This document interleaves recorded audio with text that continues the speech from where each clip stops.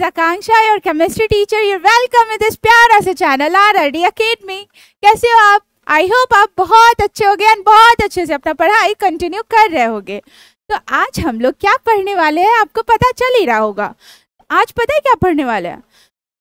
Thumbnail से तो पता कुछ कुछ चल ही रहा होगा, आप लोग कुछ कुछ आइडिया तो लगा ही पा रहे होगे कि क्या पढ़ने वाले हैं। कार्बन एंड इट्स कंपाउंड, तो जैसे कि मैंने स्टार्ट कर दिया है।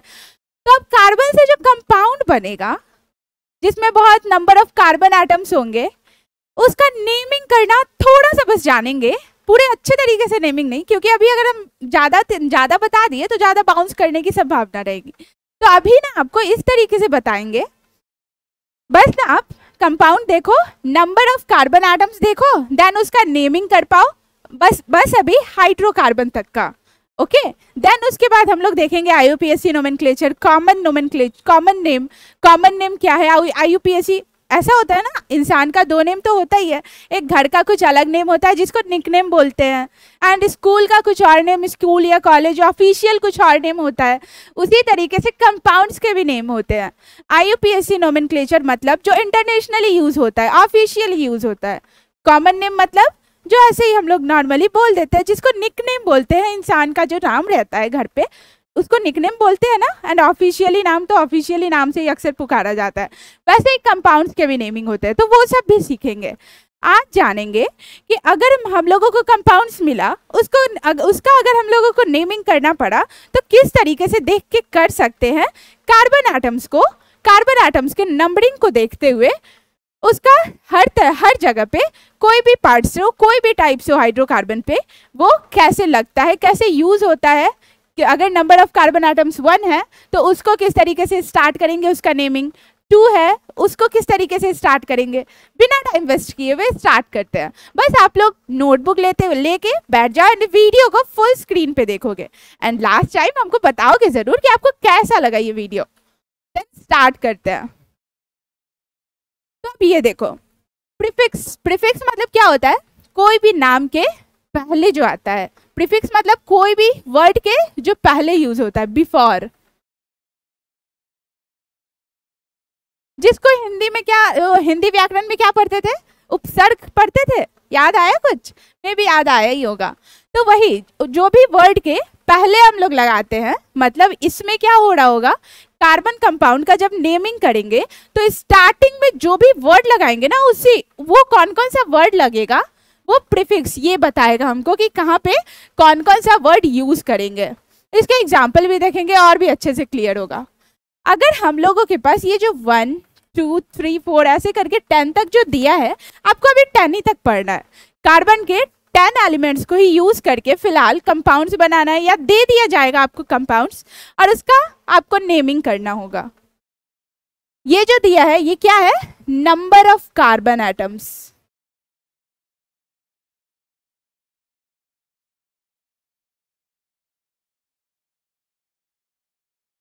ये जो नंबरिंग में है, ठीक है, और इधर जो लिखा है वर्ड में, उसको वो क्या है? प्रीफिक्स। पहले याद करने का सोचो कि याद कैसे करेंगे। आप इसको बार बार पढ़ोगे देन आपको याद हो जाएगा। क्या है? 1, अगर carbon atom, carbon organic compounds में, जिस भी कंपाउंड्स में कार्बन रहे, not all, only organic compounds में, दैट मीन्स हाइड्रोकार्बन बोलो आप, तो उसका जब IUPAC नोमेनक्लेचर करोगे आप, तो क्या उसमें करना होगा? अगर कार्बन एटम्स 1 है तो हम स्टार्ट कैसे करेंगे उसका नेमिंग? मिथ से, ठीक है, METH। अगर 2 है तो इथ से, M हटा दो, देन आ गया इथ। अगर कोई भी कंपाउंड्स में, ऑर्गेनिक कंपाउंड्स में कार्बन एटम 2 है तो इथ से स्टार्ट करेंगे। अगर 3 है तो प्रोप। इसी तरीके से यहाँ जितना भी लिखा है ना, सब याद हो जाएगा। बस आप 1-2 बार से लगभग 5 बार भी अगर मिनिमम आप पढ़ लोगे देन याद हो जाएगा। पहले ये देख लो कि कैसे कैसे इसको पढ़ते हैं। पढ़ने भी तो आना चाहिए ना जब यूज कर रहे हैं तो। 3 prop, PROP, prop. 4 but, but means 4। अक्सर ऐसा ही होता है ना, जहाँ भी 4 लगाते हैं तो वहाँ टेट्रा यूज करते हैं या ब्यूट यूज करते हैं। टेट्रा भी यूज करेंगे लेकिन वो सब्स्टिट्यूएंट के लिए यूज होता है, यहाँ मेन कंपाउंड्स के लिए नहीं यूज नहीं होता है। मे भी आप लोग को सब्स्टिट्यूएंट्स ये सब समझ में नहीं आ रहा होगा, कोई बात नहीं, बस अभी बस सुन लो। ये कोई ये ज़रूरी नहीं है कि मेरा आपका जो मतलब मैं जो भी बता रही हूँ वो ऊपर से जा रहा होगा, ये ऐसा मत सोचना कि ऊपर से सब जा रहा है। बस जो अभी पढ़ा रहा है उस पर ध्यान दो एंड उसको याद करने का कोशिश करो। जो भी नया वर्ड है वो सब हम धीरे धीरे जब पूरा ऑर्गेनिक केमिस्ट्री खत्म करेंगे, मतलब कार्बन एंड इट्स कंपाउंड खत्म करेंगे, देन हम लोगों को सब पता चल जाएगा कि पैरेंट चेन क्या होते हैं, सब्स्टिट्यूएंट्स क्या होता है। 5 पेंट, पेंटागन याद आया? पेंटागन में कितने साइड्स होते थे? 5 होते थे ना, तो 5 पेंट 6, ये सब देखो, ये सब जो है आप पॉलीगन पढ़े थे ना, पॉलीगन जिसमें साइड्स होते थे 5 तो हम उसका पेंटागन नाम देते थे, 6 होता था तो हेक्सागन बोलते थे, 7 तो हेप्टागन। उसी तरीके से इसका भी याद कर लो, 6 है तो हेक्स, 7 हेप्ट, 8 ऑक्ट, ऑक्टागन याद आया जिसमें 8 साइड्स होते थे, 9 नॉन, इसको क्या पढ़ते हैं? डेक, डेश नहीं पढ़ते हैं, डेक पढ़ते हैं, क, ओके, DEC। अगर 10 कार्बन एटम्स है किसी भी ऑर्गेनिक कंपाउंड्स में तो उसका नेमिंग किस तरीके से स्टार्ट होगा, मतलब उसमें प्रीफिक्स कौन सा लगेगा? डेक, ठीक है। मीथ, ईथ, एक तरफ से याद करो, कैसे? Meth, eth, prop, but, pent, hex, hept, hept कितने नंबर पे? 7, देन 8 का ऑक्ट, इसके बाद तो ये सब तो आपको याद हो ही जाएगा maybe, oct, non, then dec, ठीक है। बस याद क्या करना है आपको? ये 4 में थोड़ा बस प्रॉब्लम हो सकता है याद करने में, ये भी 2-4 बार पढ़ोगे ध्यान से आपको याद हो जाएगा, और यूज करते रहोगे तो और भी अच्छे से क्लियर होगा। Meth, eth, prop, but, pent, hex, hept, oct, non and dec. कैसे पढ़ेंगे समझ में आया होगा? एक बार और रिपीट कर देते हैं, आप लोग मेरे साथ साथ रिपीट कीजिए। Meth, eth, prop, but, pent, hex, hept, oct, non and dec. Okay, इस तरीके से आपको पढ़ना है, याद करना। अब ये किस तरीके से यूज होता है कुछ एग्जाम्पल हम लोग देख लेते हैं, उससे और भी अच्छे से क्लियर हो जाएगा, ठीक है।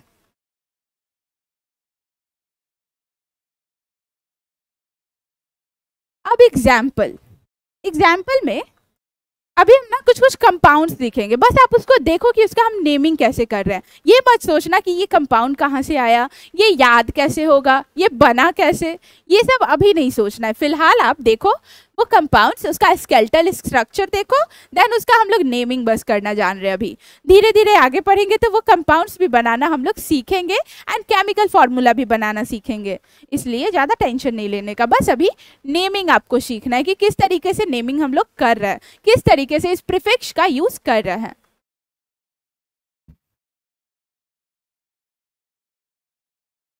अगर हम मान लो कोई भी कंपाउंड ले, जैसे हम कार्बन एलिमेंट इसमें लेते हैं, n के जगह पे अगर हम ले, मतलब n मतलब नंबर ऑफ कार्बन एटम्स, ये कहाँ से आया वो जब आप हाइड्रोकार्बन पढ़ोगे उसका एक अलग से लेक्चर ले लेंगे, तो वो जब आप पढ़ोगे तब समझ में आएगा कि ये कैसे आया एंड इसको यूज कैसे करते हैं, ठीक है। अभी मैं बस एक कंपाउंड ले रही हूँ, उसका नेमिंग करना जान रहे हैं। n के जगह पे मान लो अगर हम ले 1,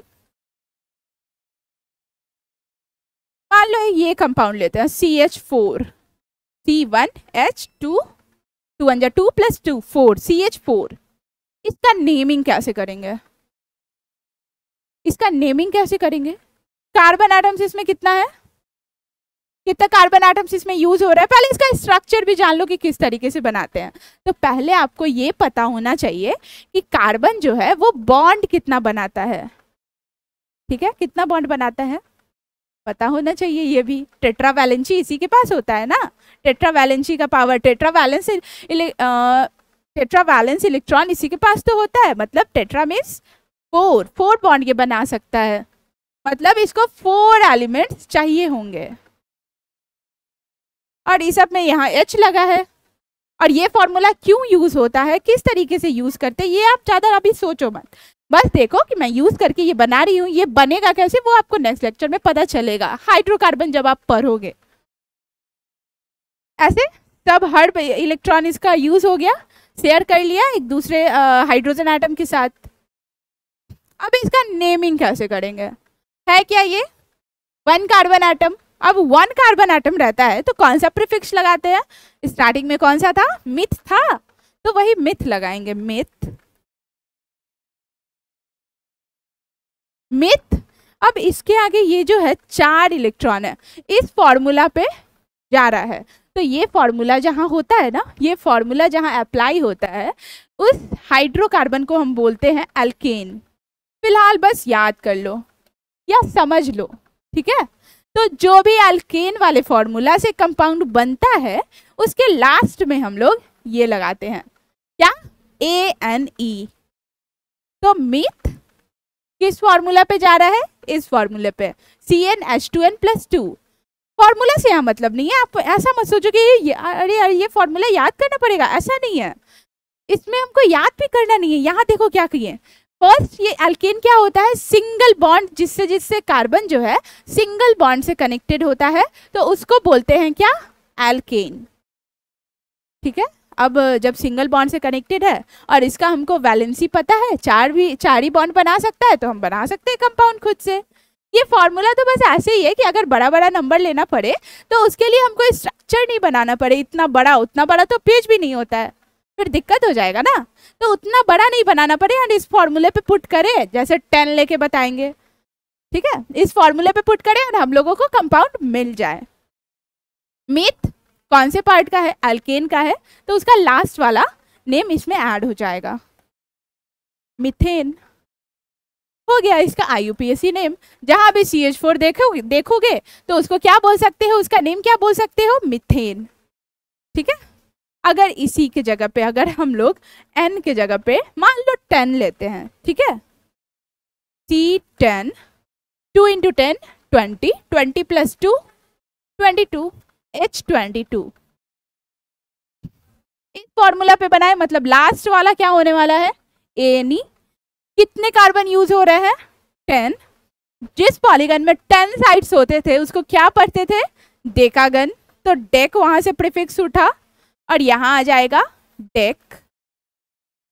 किस वाले पार्ट, किस वाले हाइड्रोकार्बन का ये है पार्ट, किस वाले हाइड्रोकार्बन का ये एग्जाम्पल है, एल्केन का, तो लास्ट वाला लेटर ANE इसके साथ ऐड हो जाएगा, हो गया। जहां भी आप देखो C10H22, इसका नेमिंग क्या होगा, इसका नाम क्या होगा, इसको क्या बुला सकते हो आप, डेकान, ठीक है, समझ में आया। एंड ऐसे ही कुछ और भी एग्जाम्पल ले लेते हैं, इतना तो आपको मे भी समझ में आया होगा, ठीक है। अब हर पे ये जरूरी नहीं है, ये जरूरी है कि प्रीफिक्स हर जहां भी कार्बन का नंबरिंग 1 हो 2 हो 1 हो वहां हम मिथ लगा सकते हैं, लेकिन ये जरूरी नहीं है कि H4 हो, या मतलब इस जो इस फॉर्मूले पे नहीं भी बैठ रहा है उसके लास्ट में हम ANE लगाएं, मतलब कि ये कोई जरूरी नहीं है कि हर कंपाउंड में ANE लास्ट में लगेगा ही जिसके साथ भी मिथ लग रहा हो, लेकिन ये है कि जहां भी carbon atoms 1 number of atoms है कार्बन का, वहां हम लोग मिथ का यूज करेंगे प्रीफिक्स को लेकर। प्रीफिक्स मतलब कोई भी वर्ड्स के जो पहले लगता हो, बिफोर में आता हो, पहले आता हो। अब एक और एग्जांपल से इसको क्लियर कर लेते हैं कि ये कोई जरूरी नहीं है कि ANE नहीं लगता है, वो देखते हैं, ठीक है। एक और उसी तरीके से फॉर्मूला होता है CnH2n।